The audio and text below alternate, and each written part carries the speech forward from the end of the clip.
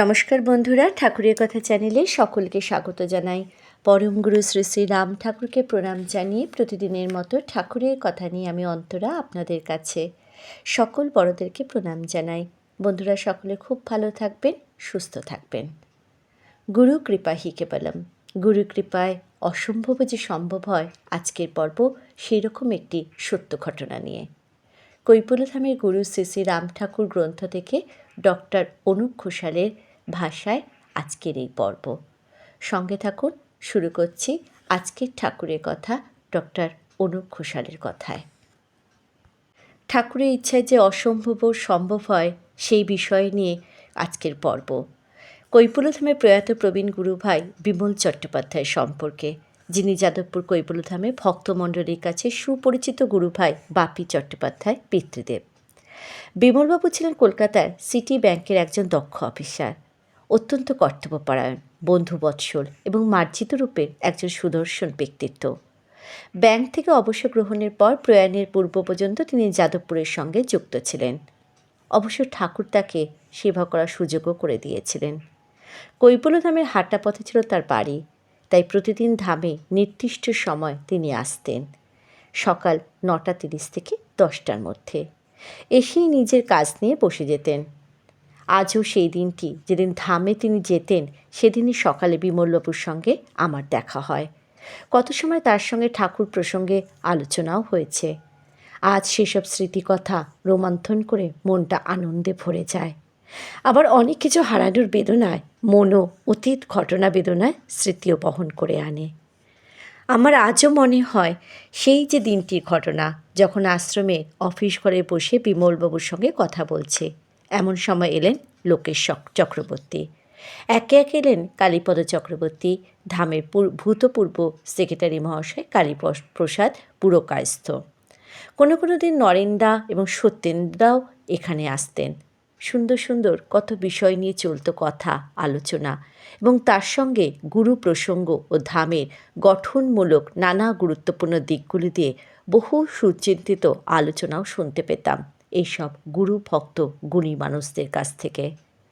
আলোচনার মাঝে মাঝে বিমলবাবু স্মিত হাসিতে বলতেন, অনুপ, একটু চা খাইবা নাকি? এর কারণ উনি জানতেন আমি চা খেতে খুব ভালোবাসি। এই আন্তরিকতার কথা মনে হলে মনটা আজ উদাস হয়ে যায়। ভাবি, সেই সব সোনাঝরা দিন যেন দ্রুত উধাও হয়ে যায়। ভালোবাসা, আন্তরিকতা, সহৃদয়তা আজ যেন ক্রমেই ব্যবহারিক জীবন থেকে সরে গিয়ে অভিধানের পৃষ্ঠাকে নিছক বিশেষণীয় অর্থে সমৃদ্ধ করেছে। সমাজ জীবনে আজ এসব মানবিক গুণগুলো মোটেই সুলভ নয়। বিমলবাবুর ব্যক্তিক পরিচয় প্রসঙ্গে কিছু কথা আরও বলার আছে। একবার শীতের সময় বিমলবাবু সস্ত্রীক আমাদের বাড়ি এসেছিলেন বাপির সঙ্গে ডিনারের নিমন্ত্রণে। কোট প্যান্ট টাই পরে বিমলবাবু যখন ঘরে ঢুকলেন, সে দৃশ্যটি আজও স্মরণে আছে। তার গায়ের রং ছিল একেবারে সাহেবদের মতো। সেদিনে বেশভূষে তাকে মনে হয়েছিল যেন একজন সুদর্শন খাঁটি সাহেব। সেই শুভ সন্ধ্যাটি আমরা সবাই খুব এনজয় করেছিলাম। সেই সন্ধ্যায় অন্যান্য আলোচনার মধ্যে শুনেছিলাম তার দেশ ভ্রমণের অভিজ্ঞতার কথা। চাকরি জীবনে প্রতি বছর তিনি একবার সপরিবারে দেশ ভ্রমণে বেরোতেন। তিনি বলতেন, সারা বছর একঘেয়ে অফিসের কাজের চাপে মন থাকতো ভারাক্রান্ত, তাই বছরে একবার অন্তর বাইরে না গেলে তার কাজে মন বসত না।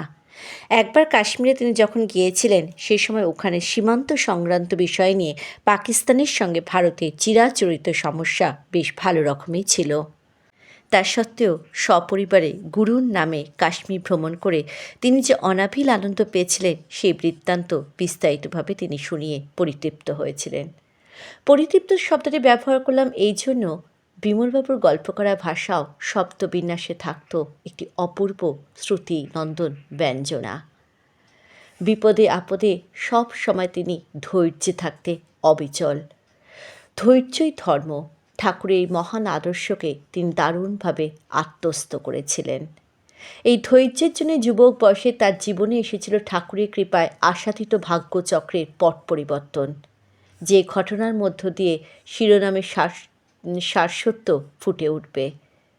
যে সময় কথা বলছি তখন বিমলবাবু কলকাতার মেসে থাকতেন, কিন্তু তার পরিবারের সবাই অর্থাৎ বাবা মা প্রমুখ বা পরিবারের অন্যান্যরা থাকতেন পূর্ববঙ্গে নোয়াখালীর মাইজিতে। বিমলবাবু ভাগ্যের অন্বেষণে তখন কলকাতায় ছিলেন, অর্থাৎ চাকরির সন্ধানে।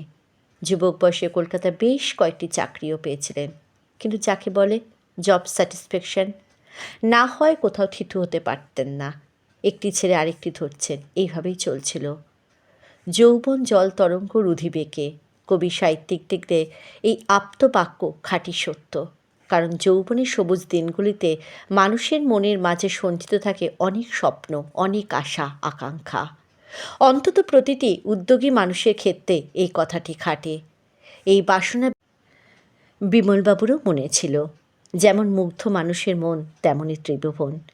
এই অমর বাণী স্মরণে মননে এগিয়ে চলার পথে বিমলবাবুর মধ্যে উদ্যমের কোনো খামতি ছিল না। কিন্তু অনেক প্রচেষ্টা করেও যখন মনের মতো কোনো কাজের সন্ধান পেলেন না, তখন তিনি কিছুটা হতাশাগ্রস্ত হয়ে পড়লেন। আর এর জন্য কিছুটা মানসিক অশান্তিও হতো মাঝে মধ্যে। তার একটা স্বতন্ত্র কারণও ছিল। তিনি পরিবারের স্বজন স্বগণ ছেড়ে থাকতেন কলকাতার মেস বাড়িতে। তাই মনের অবসাদগ্রস্ত অবস্থায় বিমলবাবুকে প্রবোধ বা সান্ত্বনা দেবার সেই অর্থে আপনজন বলতে কেউ ছিলেন না। তবে বন্ধু বৎসল শান্তিপ্রিয় বিমলবাবুকে তার মেসের রুমমেটরা সবাই ভালোবাসতেন। মনির এমন অবসাদগ্রস্ত অবস্থায় বিমলবাবু একদিন তার মেসের জনৈক বন্ধুর কাছে শুনলেন সিটি ব্যাংকে একটি প্রবেশনারি অফিসারের চাকরির খবর আছে। কথা শুনে বিমলবাবুর বায়োডাটা সহ একটি দরখাস্ত পাঠিয়ে দিলেন। কিন্তু মানসিক শান্তির জন্য দেশের বাড়িতে কিছুদিনের জন্য যাবার প্রস্তুতিও নিলেন। সেই মতো রওনা হলেন। মাইজিতে গিয়ে একদিন ঠাকুরের দর্শন পাবার পর জনৈক ভক্তের বাড়ি চলে গেলেন। উদ্দেশ্য ছিল একটাই, সুযোগ মতো ঠাকুরের কাছে মনের কথা ব্যক্ত করা। সৌভাগ্যবশত একদিন ঠাকুরের দর্শনও পেলেন। ঠাকুরকে প্রণাম করে সুযোগ মতো ঠাকুরকে মনের কথাটিও বলে দিলেন।